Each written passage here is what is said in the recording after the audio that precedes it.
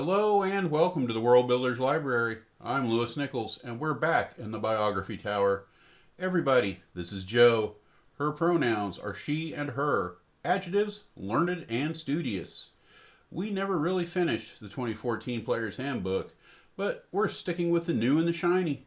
Joe is a knowledge cleric, and that's the second subclass in the Heroes of Faerun. Drink and snack alert? Snacks are always nice, but I'm going to try to keep this one under control. We'll get some general notes down first, make some decisions about skills, ability scores, species, and so forth. We'll touch on Bastions, but they're getting a little redundant. So has the new bit where I talk about having versions of the character in your world, but I think that's my fault. I'm going to try harder for Joe and see what I can do. Alright, clerics. What are they? Clerics are spellcasters with one of the biggest variety of spells available. With the right subclass, skills, and feat options, you can turn one of these godly go-getters into about anything you want to. A frontliner that competes with the fighter? You betcha. A spellcaster that might outshine the wizard from time to time? Oh yeah. All the great roles that fall in between? Definitely. Roleplay opportunities. You'll muster the power of the church and the gods themselves. Pick a weird one and be the best at what you do. Gods of wine, rivers, spicy food, and the hunt. The character practically builds itself. Worship Aphrodite and you'll make the bards blush. Bring on the minutia. A cleric's primary ability is wisdom. They get d8s for hit points. They are proficient in wisdom and charisma saves. They start with a base of 2 skills. History, insight, medicine, persuasion, and religion are all on the list. They get simple weapons and light or medium armor with shields. And equipment too. Priest pack, holy symbol, chain armor, shield, mace. That mace, I think, is a last vestige from the days when clerics could only use blunt weapons. What about spellcasting? As a cleric, you get cantrips.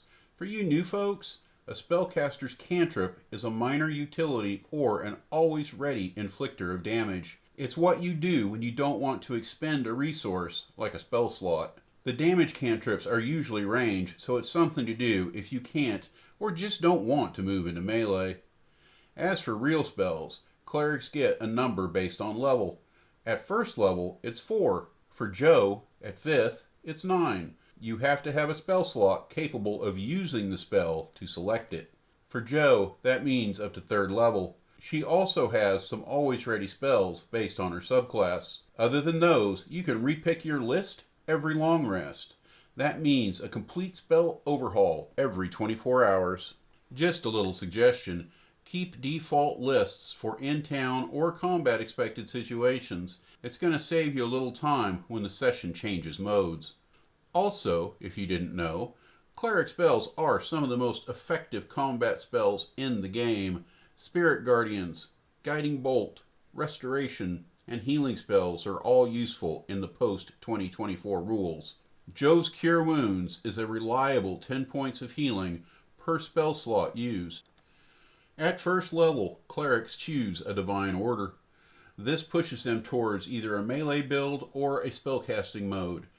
The choice of Protector gets you proficiency in martial weapons and heavy armor. Going Thaumaturge buys you an extra cantrip as well as an extra bonus on Arcana and Religious checks equal to your Wisdom bonus. Now another thought on Divine Order. For you world builders, if you are working with a particular pantheon of gods or some other form of distinct religion, one thing that you can do is add another option to this list. For example, a religion with hegemony over a culture like the Mongols might add an option of a wisdom bonus on animal handling and survival along with that bonus cantrip. This is where twice a day you use your holy symbol to heal or harm something within 30 feet. Alternatively, you can zap an undead. Spoiler alert, it's pretty standard design for subclass features to convert channel divinity uses into some stronger, more specialized forms. Speaking of 3rd level, you know the drill. We'll talk about that subclass in just a bit. And then the 4th level feat. Level 5 amps up the trope of clerics being an undead fighter with Seer Undead. Now, instead of just scaring the skellies, you're going to do some real damage. Looking ahead to level 7, Blessed Strike leans into the choice of melee or range casting builds. You can choose Divine Strike, which adds a d8 damage to one melee hit per round, or you can add your Wisdom modifier to a cantrip damage once per turn. Both are probably going to be around +4 or +5 in a round where you hit something. In either case, it's always on, no resources required. This is another place where you can add a custom choice unique to the campaign zone pantheon. Maybe for our Mongol adjacent cleric, you have the option of a giant hawk pet with the benefits of a familiar. Next up, we've got Joe's perks for her subclass of knowledge. First though, I've got to run into town. I got 3 stops: Christmas shopping at the mall, print some maps at Stables, and get a new trash can. So it's time for Canadian Tire. Wish me luck. Alright. I'm back. For the record, what a disaster. But I survived it. Now, Knowledge Domain subclass features. Level 3, Blessing of Knowledge. You gain proficiency in a type of artisan tools and in 2 skills out of Arcana, Nature, History, and Religion.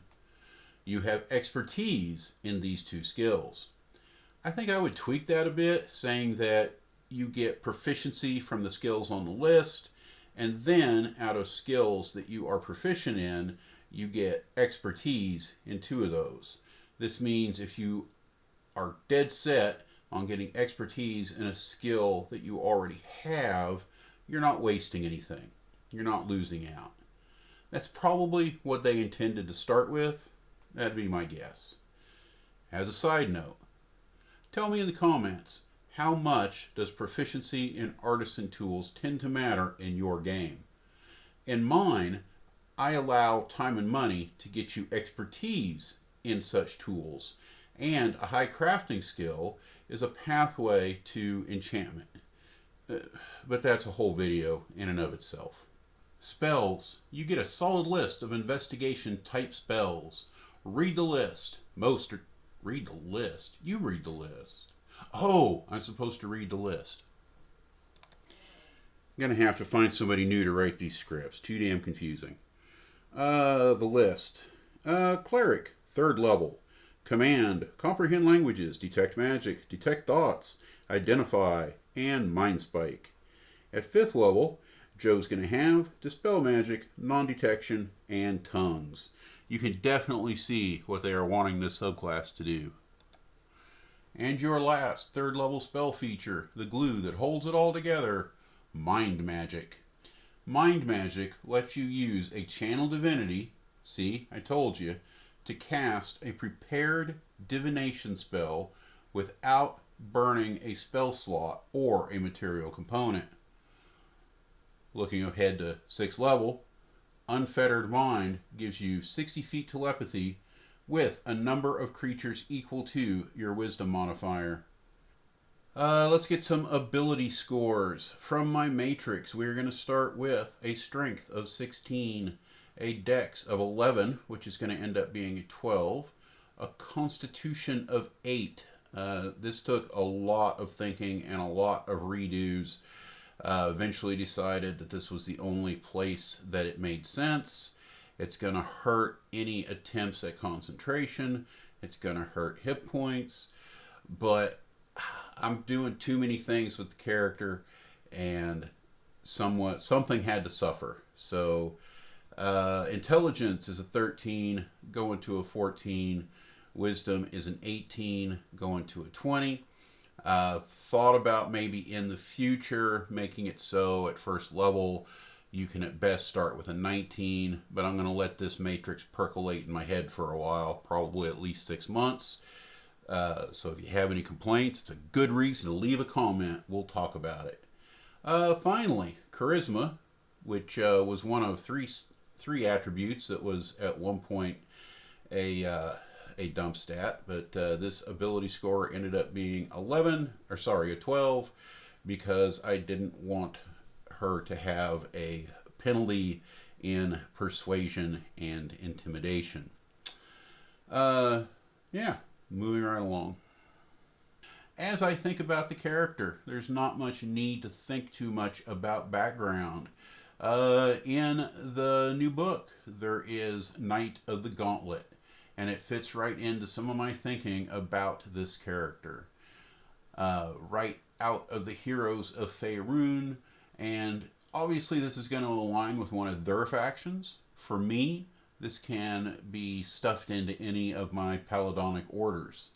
In fact, it contributes some detail work to my own world building. For an origin feat, it gives me Tyro of the Gauntlet. Probably going to rename this to something like Fellows of the Gauntlet. It does two things. With a reaction, you can keep an ally from being pushed or pulled. Great defensive ability for mountain fighting, which is very normal in my campaign zone. Second part of the feat, when taking the ready action, the next attack against you is at disadvantage. I don't know how great this would be for a PC, but I see Joe as being the type of character that is often going to be in a position of, okay, hold on, let's see what's about to happen. She's not going to be the one to jump into the middle of things right off. She's always going to be depending upon often going to be depending upon other people's actions. And I'll get into my ideas on the character obviously here in a little bit, but that is how that feat works. Now that's going to leave us to our 4th level feat, getting the point of Dex. And it's a little weird, but I'm going to explain this all later. As I said, Street Justice gets her point, and it's a grappling perk, a binding bonus, and an intimidation bump. Alright, skills roundup before we do anything else. Athletics and medicine from her background. Insight and persuasion from Cleric. And this would be post Umbra, so after some time passes, expertise in religion and arcana from the subclass. Those last two, she's also getting a bonus from Thaumaturge. So her religion and arcana are nuts. They're both plus 13 because of the expertise and the extra bonus. Her medicine is plus 8. Her insight is plus 8. Persuasion plus 4. And athletics is a plus 6. And Joe needs a species. I was going to say Goliath, but I'm kind of building her for the Heston Authority area, for the London Vale. And Goliaths are only about 1 in 1,000 of the population.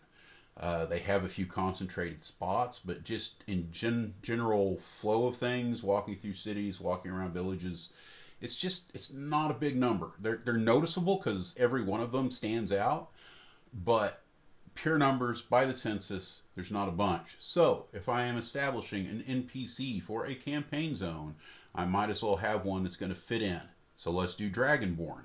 They are about 1 in 10. Dragonborn are very common throughout my campaign area, as are dragons, a big part of it.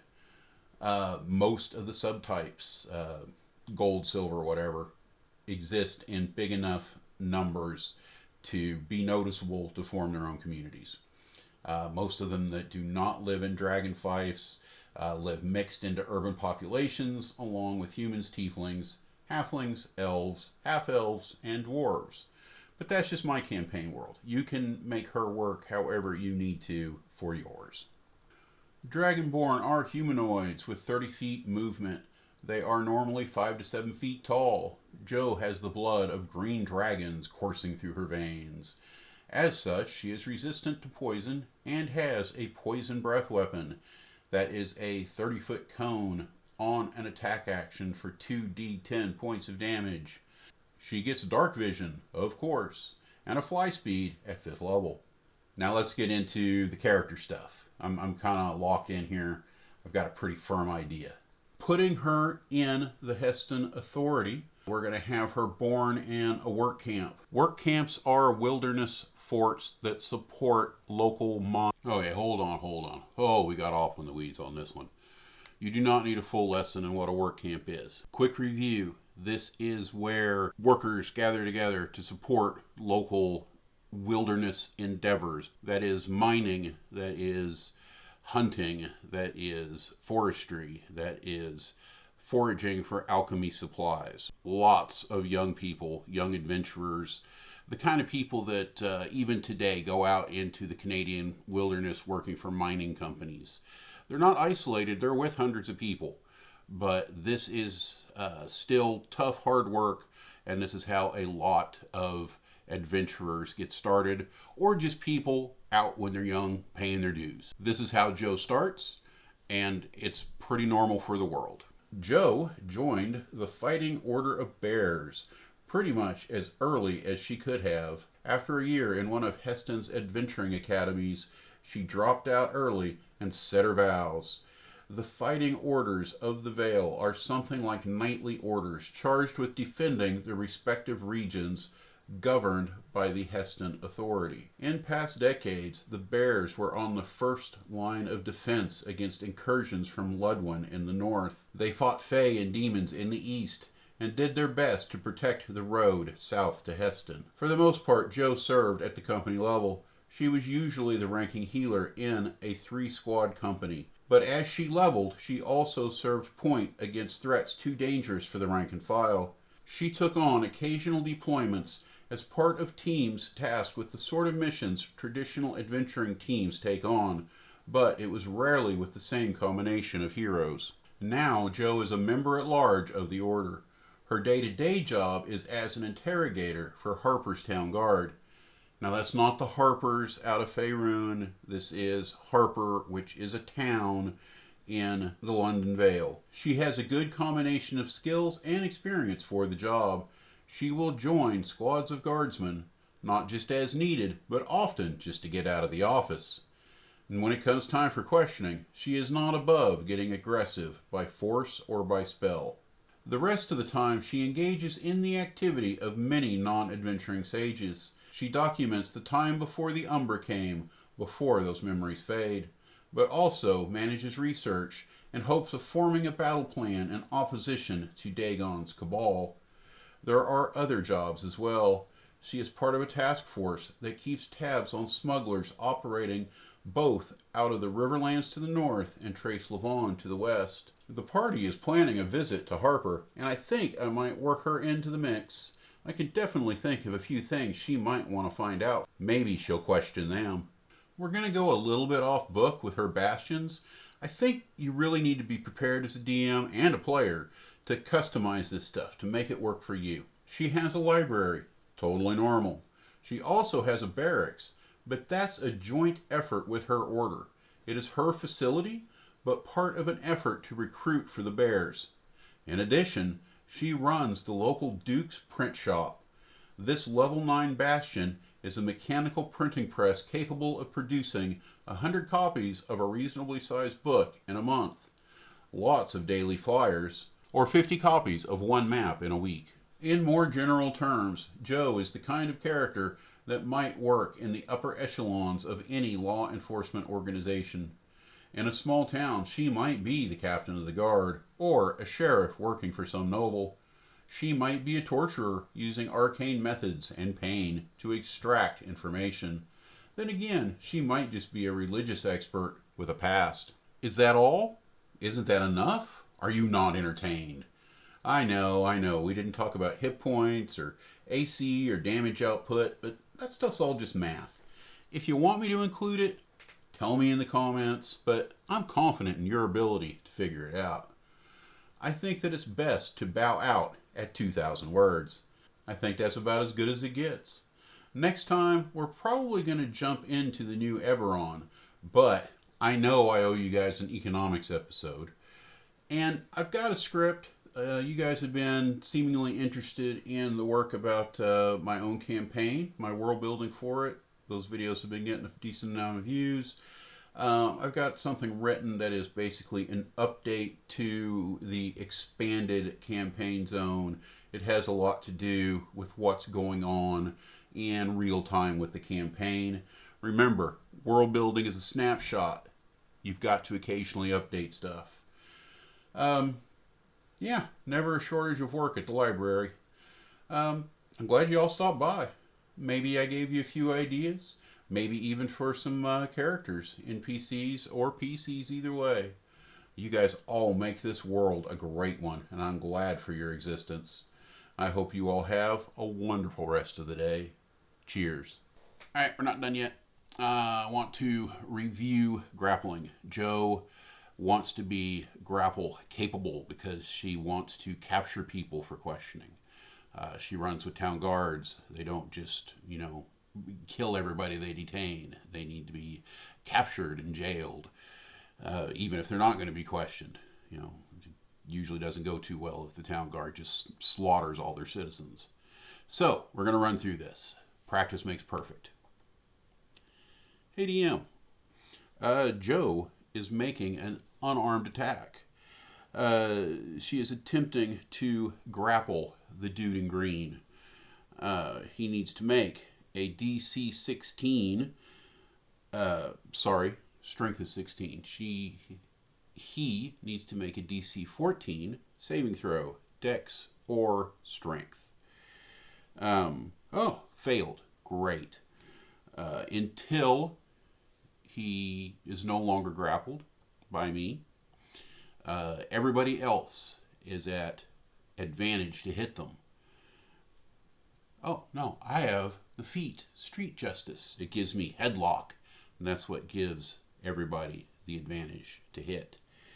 Their turn rolls around. They can try to escape, but they have to use an action. They choose to attack. They choose to attack this Cleric Dragonborn that has a hold of them. They hit. They do a little damage. Not enough. The hold continues. Joe's turn comes around. Hey DM, I've got these manacles. I want to use the utilize action to attempt to put them on this guy. I need to make a DC 13 sleight of hand check. 14 on the dice. They are in grapples, or they are in manacles. The guy in green's turn rolls around. Okay, he's in manacles. Now what? You can escape manacles, but it's pretty high DC. 20 Dex or 25 Strength. But Street Justice strikes again. Hey DM, I have knots. Something about knots. Really good knots. Hey DM, I have sturdy knot. So that DC is increased by my proficiency bonus. You want to break out? Come up with a 28. If you want to slip out, come up with a 23. So that's how it works. Technically, the guy's still restrained and, definitely restrained, but still grappled as well, so she can drag him around if she wants to. But she's probably just going to drop the hold and go to the next victim. I'm sure she can find another set of manacles somewhere. That's it. Try it, guys. Use grappling. It's not scary, and it's very effective. As a player, talk to your DM ahead of time and make sure you know the rules. Rehearse this stuff, because if you go in and say, hey DM, I want to grapple this guy, and he says, okay, how do you do it? And you say, I don't know. If you spend the next 15 minutes trying to figure it out, you've ruined the whole combat. You've ruined the experience for everybody. So don't do it. Be prepared. Do it. Do the grappling, but be prepared. Do your homework. Make notes. It's not a big deal to make notes. We're done.